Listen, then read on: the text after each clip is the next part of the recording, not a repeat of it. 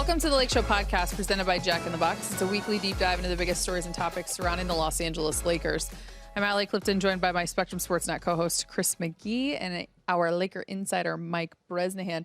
Guys, it's supposed to be the offseason. And I feel like it was just the start of season this week. The last 72 hours. That's been a heck of a week. 72-96. Monday to Thursday. Yeah. It has felt like time. finals week. It's unbelievable how busy we've all been. Not us, the Lakers. We're just covering what they do. We're coming to you fresh off of the NBA draft. So we're going to go back to the beginning and begin with Monday because JJ Redick was introduced as the Lakers head coach. So we're going to start there. On his 40th birthday, his first NBA head coaching job. And it's the Los Angeles Lakers. Thoughts, takeaways from his press conference? What has you most excited? Yeah, Let's start with you. I don't know him at all. I'd only heard about him from a few people I talked to. I was impressed with that press conference. I thought he was pretty fresh. I thought he showed a sense of humor, kind of saying, hey, I don't know if any of you media guys know, but I've never coached before, which obviously has been a big criticism by the media of the Lakers potentially hiring JJ, which they made official just a few short days ago. Actually, a few long days ago, because it seems like this happened a few weeks ago. And I was impressed by as far as first impressions go, I liked it. I liked his plan for LeBron, keep shooting threes, keep running the break. He and I are going to talk about the half-court offense. Maybe LeBron, a little bit more of a deferral role, maybe a little bit more of a facilitator. We'll see if that's the case. And AD, he didn't talk about AD in the fourth quarter, but I'm going to keep talking about it. Got to make sure this guy gets, his shots down the stretch. No more post-game discussions of, hey, AD only got one shot in the last 10 minutes. Hopefully that's over, Geet. What was kind of the word phrase they used? Using AD as a hub? Yeah, that works. I like that. What about you? Yeah, I think as far as press conferences go, I think he came across really well. Thought he kind of nailed it. Mm-hmm. Thought he had a good mix of some funny stuff, as you mentioned, Brez, and enough, basketball dialogue to kind of satisfy that side of the argument. And then, I think I loved him talking about certain players and what his plan was, and I'm happy for him. I listen, it's been a long process. I think we've talked a lot about it.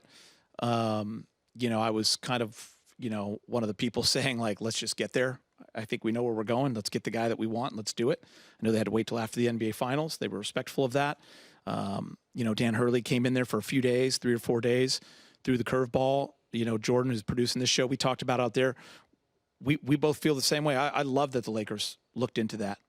And I love that JJ said, and Rob, we talked about it. Mm-hmm. And I love that JJ said, it's 2-time NCAA champion back-to-back. Of course you look at that. Mm-hmm. No other team was getting a look at him. So I thought the Lakers did it the right way, and they got their guy, and I'm excited about it. I thought he was great. Yeah, JJ completely addressing the elephant in the room. Say, hey, my ego was not bruised. Yeah. I get it. They talked to him. He's done a great thing at UConn. No problem. You know what's great about that is people will think they know how a person feels.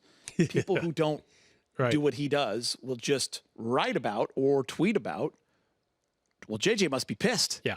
JJ this. So he fuming. comes out right away like, you guys don't even, I wasn't upset, wasn't sensitive about it. Like, they called me, we talked. So that's the kind of stuff that you learn later. Mm-hmm. Like, the Lakers did do the job the right way. JJ did his job the right way, and they communicated, and that seems to be the way this relationship has started, with great communication. I think that's a good thing to build on. I think, too, obviously, you mentioned that side of things, and then the other was what you brought up of him kind of hitting it right off the top, talking about the lack of experience as a head coach. It was interesting. I caught up with someone who has done ESPN games for quite some time, has been a part of, the discussions when you go in with your broadcast team to talk to the head coach before each game, to which this individual was alongside with JJ in plenty of those moments. And before JJ even became a head coach, or the discussions over the last several months came about, this individual was very it was one of those moments they described as, you just knew it was only a matter of time before he was going to be a head coach. And large in part because of the questions that JJ would ask in those meetings, the very pointed and direct kind of things that he wanted to kind of have an understanding of to when he would go out and be a broadcaster, you know, and be able to translate into the booth. And so I found it very interesting, and not that like, it's almost one of those things where you're like, well, duh.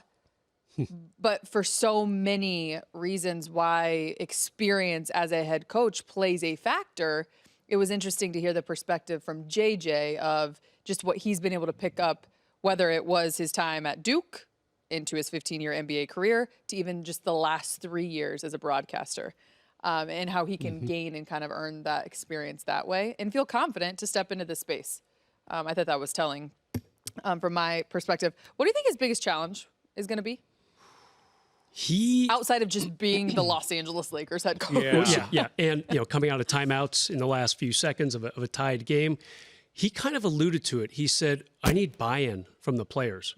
Without buy-in, we're nothing. He also had a collaboration, buy-in and collaboration. I think he's going to be an open book. I think if Austin Reeves wants to go up to him after practice, or maybe, you know, knock on the coach's door and say, hey, man, you know, can we do this? Or I have a problem with that. I have a feeling JJ's going to be pretty open, like, okay, yes, have a seat, let's talk about it, because he wants the buy-in from the players. And Rob was pretty open when he said, the thing I like a lot about JJ, he is an absolute communicator. You know, it's pretty telling. He's been in the media now for 3 years after he retired, and he's a very good, you know, he says what he sees on the court. He communicates to a national audience, at least in the TV sense, exactly what's going on. So I think I'm curious to see if indeed the players buy in. It might take a minute before we realize exactly, you know, how it's looking out there. But I like how he said, hey, we need buy-in. I get it. Yeah, because the buy-in can come in different forms, and Brez is right. I mean, honestly, the buy-in has to come from the top. It's got to come from LeBron. It's got to come from AD. It's got to come from Austin Reeves, because the rest will follow. But I remember when Luke and Steve Kerr and those guys stepped foot into that Warriors first practice, and they were making them do all kinds of like passing drills and things that like throwing the balls in the net and a lot of fundamental stuff. And those guys at first were kind of like, what are we doing?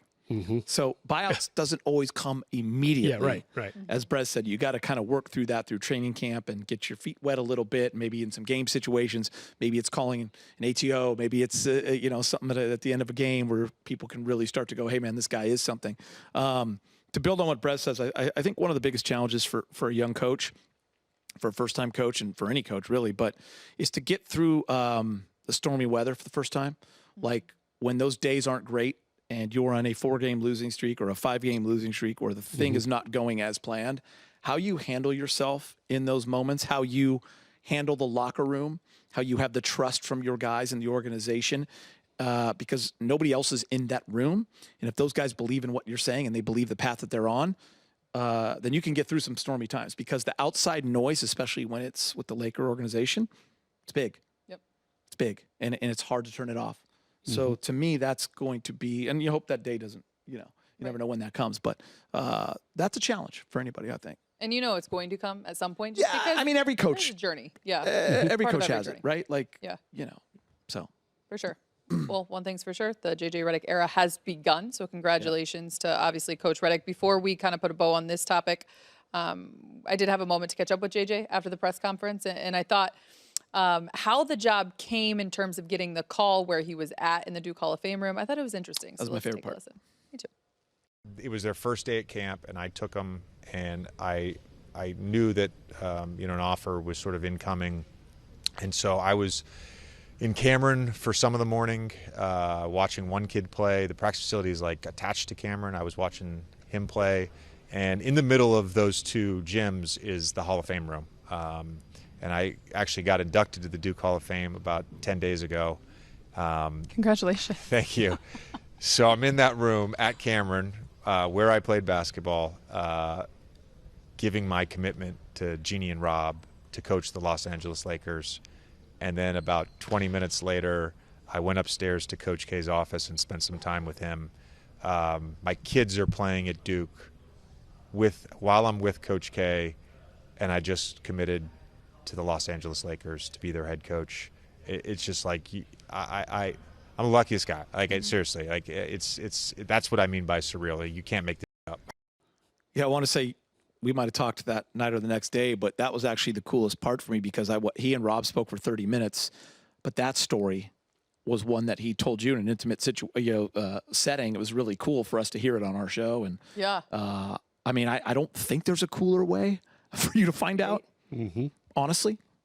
Oh, and then you go get to pick the brain of Coach K? What? where you, like, started your career and your rise and your kids are there. I mean, come on, man. That's as like, he mentioned. that's storybook stuff right there. He didn't script it, but someone did, apparently. So here he is. Exactly. Someone super did. Cool, super cool. All right, so from Monday to 48 hours later, first day of the draft, the Lakers select Dalton Knecht at number 17. He was projected as a top 10, for those of you who are just catching up with us. How did he fall? Maybe because he's 23 years old, 5 years college experience. Age, huge part of it. 2 years at a junior college, 2 years at Northern Colorado, and then finally a breakthrough year last year with Tennessee. I mean, and he really broke through. I mean, 22 points a game almost in his 1 year with Tennessee.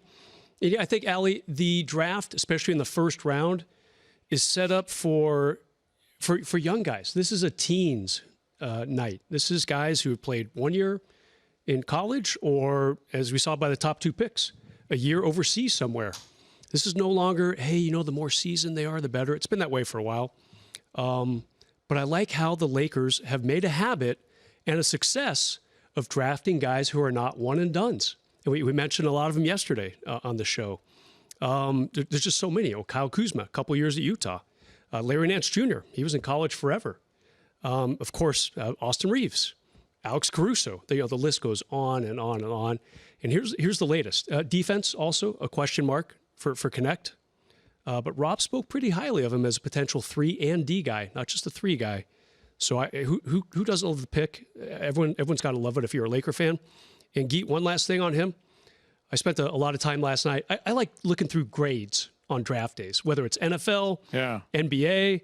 I love that stuff. I found 4 reputable websites, 2 A's and 2 A pluses. Wow. For the Lakers' first round pick of Knecht. So everyone in the media is like, oh, this is a big day for them. Honestly, Brez, I don't know how it could be any other grade. Yeah. I mean, he's a lottery pick.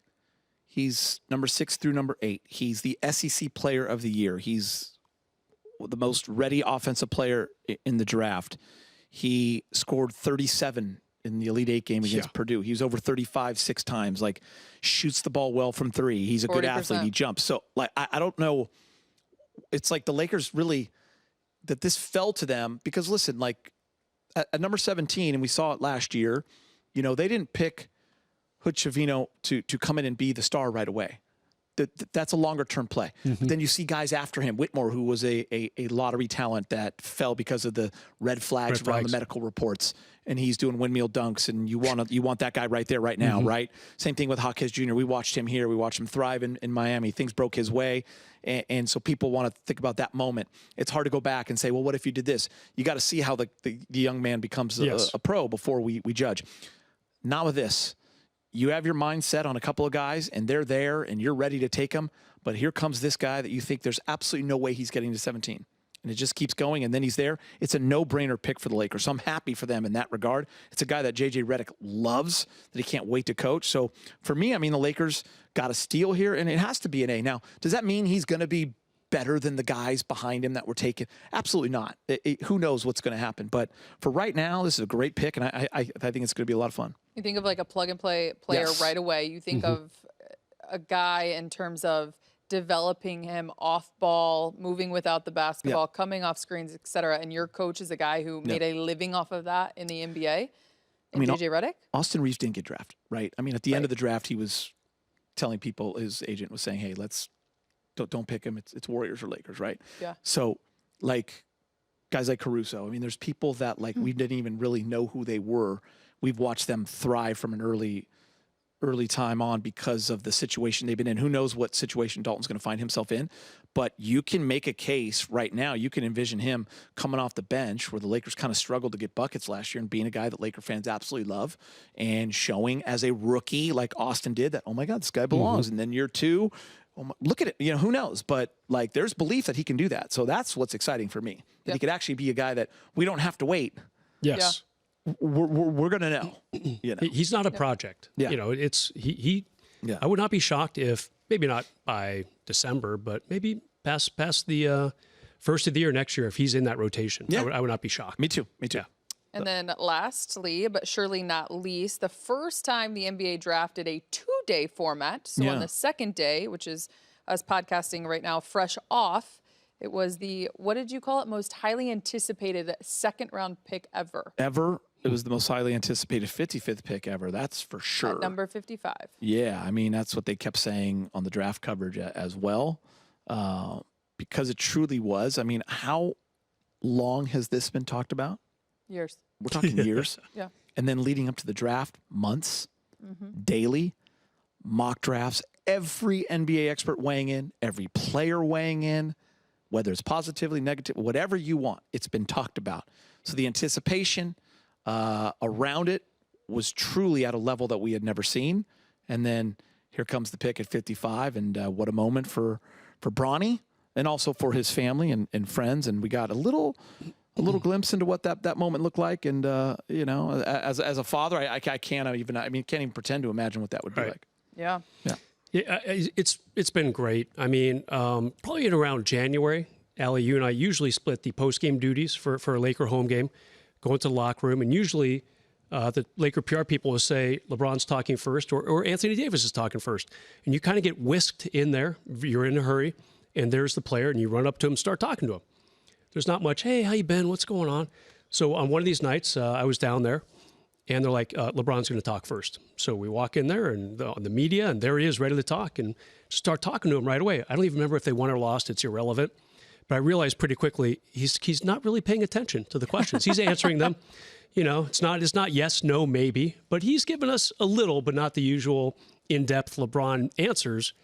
I look, I'm like, what's he watching? And indeed, behind us, we didn't even really notice it, USC is playing. His son is playing. And he's trying to watch the game, but trying to be respectful to us. And it was just a really cool moment for me to see a father watching his son. And then finally I'm like, so what are you watching, LeBron? And he goes into it, you know, I'm watching USC. They were playing Arizona. And I said, how are they playing? Not well. Because Arizona was a good team, and they were up, I don't know, 15 or so at the time. But it was a cool little insight into how much LeBron has been into his son, you know, as most fathers are into their sons. And now today happens, and you can just sense the excitement for that family, and just a really cool bookend to what started really a few years ago with LeBron saying, and whoever he told first, you know, it'd be kind of cool if I play with my son. Well, now he's going to have the opportunity to do that. Yeah, I think the history side of it all, obviously, the first ever in the NBA, and then the family side of that. I mean, I kind of went down a little rabbit hole. I saw those pictures of Bron doing a selfie with his boys, and I think it said something like watching Tom and Jerry before we go to school, you know, at the kitchen table, eating cereal. And then, you know, I'm going into season 11 of covering LeBron, and I just think back to, you know, Dave McMenamin had that post of Bron and Bronny out on the court just practicing basketball. I mean, the amount of times that I sat in practice and we would wait for the media session, and, you know, in comes Bronny and Bryce. I mean, Bronny was 9-10 years old at the time, or the amount of times, you know, they were wearing Dad's jersey and they would come out of the tunnel while Dad's doing the media, et cetera, post game in Cleveland, and they're out on the court shooting at, you know, 10, 12, 13 years old. And I think it's just remarkable beyond all of that, and how cool that is as we talk all the time, just what Bronny has gone through to get to this point, even in life. Yeah, I mean, in life, like in the spotlight, with the health. right? Allie, Yep, then the spotlight. What happened a year ago, and for him to, man, he handles himself really well. Yeah. You know what I mean? And he goes to the combine, all that pressure on him, and he shows out and has great workouts. And, you know, this has got to be a day for him that he's dreamt of forever, right? He's been watching his dad his whole life, and so much has to break their way for them to be at the league at the same time. And LeBron said it when he first came out back in 2021, like, God willing, I mean, you know, a lot's got to go right. He's got to keep playing. Yep. Got to keep playing at that level. He's got to avoid injury at that age. Bronny's got to develop. Yeah. So a lot has to kind of happen for them to intersect. So pretty cool. Here we are. Cool. And obviously Bronny wanting to mold his game after like a Derek White or a Drew Holiday, and, you know, kind of having those visions, but ultimately wanting to crave his own path. I'm actually super excited to kind of Create his watch own the path. dynamic of it all. Yeah. Right? Like, I mean, I don't know how much. Are you ready for your first Bronny interview post game Yeah. in studio? Wait till we get that. Wait till we get that. Bron. That'd be a miracle. Dad, Yeah, that'd be kind of cool. That would be. That would be I fun. would be into that. Yeah, just to see the dynamic. Hopefully, we get to see it. Right. Like, I think everyone's going to be. For the first week or two, we're going to be hanging on everything. Are they driving together? What's it like in practice? How do they communicate? Is he who's his vet? Yeah, like, totally. I don't know. There's just so much like is he saying dad when he wants the ball? I don't know. There's a lot that we're going to be laughing about and kind of finding out about and having so much fun with. And then I don't know. They're going to play together in the preseason. I don't know. I'm just excited to see what happens. Is there a lob? Yeah. Oh my God. I mean, does JJ have a play design? Are we going back door? Probably. He already has a pen down ready to go. So, Nonetheless, it's been an exciting week, and the offseason continues, but it feels like summer is just getting started. Lakeshow fans, remember you can be a part of the show each week. Feel free to send us your questions and comments. We'd love to hear from you. We're going to take a quick break. When we come back, it's around a bucket or brick. Welcome back to the Lakeshow podcast, presented by Jack in the Box. If you're enjoying the show, you can check out more original podcasts from our Spectrum News journalists on the Spectrum News app. Just head to the podcast section to listen to the latest episodes. You can download the Spectrum News app on the App Store or Google Play. This is really random. I miss Lakeshow, the show. it's a great show. We need to bring that back. It's a great so show. random. Time for a round I of think I bucket just or heard brick. someone yell no from the control room, but yeah, I love that show. Time for a round of bucket or brick, presented by Jack in the Box. We're gonna have a little fun with this one. It's a little draft-esque, but you know where we're leaning to the dad-son combo for the majority. So bucket or brick, Bronny will call LeBron dad on the court. Yeah, it's got to be a bucket, right? I don't know. Would it sound weird if he says, "Hey, Bron, pass Dad. me the ball"? Yeah, he's got to call for his dad. Dad. Oh, you're torn, Geet. Yeah. I was like, maybe he's gonna go like, hey, but he's dad. Yo, dad. Yeah. There's got to be Do something. you know what Kobe sound? No, Yeah, brick it. That's all. Bron's gonna go, Bron. Yeah. Do you know what Kobe sound was when he wanted the ball? Like a black mamba. Yeah, there you go. That's what he did all the time. Do you think Bron says Bronny or son? Son. Son, probably. Really? No, Bronny. It's gonna be both. Yeah. It's gonna be both. Allie, you told a funny story on the show earlier that your dad was a Young principal. fella. I did. I'm a principal's Good one, child. Jordan. Yeah. So I had my dad as a high school principal for 4 years. And I had that moment of, I'll never forget. I was standing at one end of the hall. I'll never forget it. Do I call him dad or Mr. Clifton? I was very Were you a rook? nervous. Were you a freshman? I was a freshman. Yeah. And I yelled, Mr. Clifton? Mr. Clifton? Mr. Clifton? And it was in the middle of the third one. He turns around and he said, I know I'm your principal, but I'm still your dad. You know what's funny about Yeah. all that is he treated me like I was a student, Yeah. but I had to treat him like he was my dad. Interesting. I called my mom Lil. She worked at my high school, and everyone called her Lil. You called her Lil? Yeah, Lil. Lil. I called her Mom? that when I was like 5, just for fun. But William. Mom when it was Bill. like when I needed something, it was Mom. Oh, okay. Yeah. At the end, I was like, Dad, God, get away. Yeah, You're get so away. annoying. Mom, can I go to Mattio's house for the weekend? All right, continuing on. Bucket or brick, LeBron will dunk on Bronny. Bucket. How about Don't the even other stop. way? Yeah. Bronny will dunk on Bron. Brick. Braun is dunking on We'll go Bronny. Braun on Bronny on this one. Come Yeah. on. And then a brick. Yeah. If Bronny was to dunk on Braun, we're hearing about it. Yeah. Guys will not keep Yeah. that on the. He did have the For the sure. 6th best vertical at the combine, whatever that's worth. Remember you know? these questions for media day. For sure. Yeah, these are great. Are we going to get them together? Ooh. Your face. We should probably start now. Yeah. Preparing. Start working on it from the lake. Okay. After. All my bush lights. Bucket or brick, LeBron and Bronny will carpool. Such a good one too. Yeah. You know what? On occasion. Okay. But I'll brick it because they got stuff to do afterwards. You know Well, what yeah, I mean? Bronny's not going to live at home. Yeah, No, got stuff he's to going to have do. his own place. Yeah, I Is take he? it back. Is he gonna live at home? Yeah. No, he's going to have his own place. He is? Yeah. Why? He's going to be I making would live NBA at money. home. Yeah, you're right. I go back to yeah. can't I'm believe all over this. the We don't place. talk enough about Savannah. Oh, man. Savannah. Yeah. She's like, he's still your son. Yeah. Oh. Don't talk to your dad like that. Yeah. Oh, that's so good. Oh my gosh. Okay. Let's show some love. Our final one for the 17th pick. Bucket or brick, Dalton Knecht must wear number 4 because Connect 4. That's funny. We're gonna bucket that after the great Luke Walton. It's not hanging in the rafters yet 4. So you can wear it. Connect 4. That's funny. Caruso, who else wore 4? Ryan Kelly. Art Frank Kelly. Lonnie Walker. Lonnie Walker, the fourth. Byron. Are you going to bucket or break that? I don't have any. But yeah, this is. I'm out of basketball. Connect yeah, four. Yeah, he's a Connect. Billy four. Mack's already ready saying it. Absolutely. Yeah. Do you agree, Allie? Connect four. Ron Harper, Byron Scott. The two that I can think of, probably the two best fours. Luke. Wow, what a week. Oh yeah, been. Twan. What was Twan saying? Geeter, we've lost him. What, Yeah, what, go what did ahead. Twan say? Lost him. Who? What was Twan? What was his saying? Antoine Jameson? Yeah. What did he always say? Damn it. I'm Talk stronger to than- me. Oh, Talk to him. Talk to him.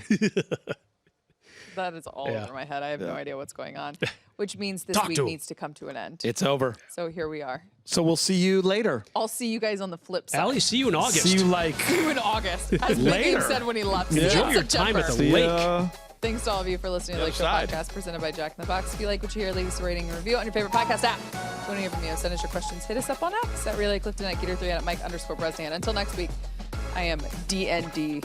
Do not disturb. DNP CD.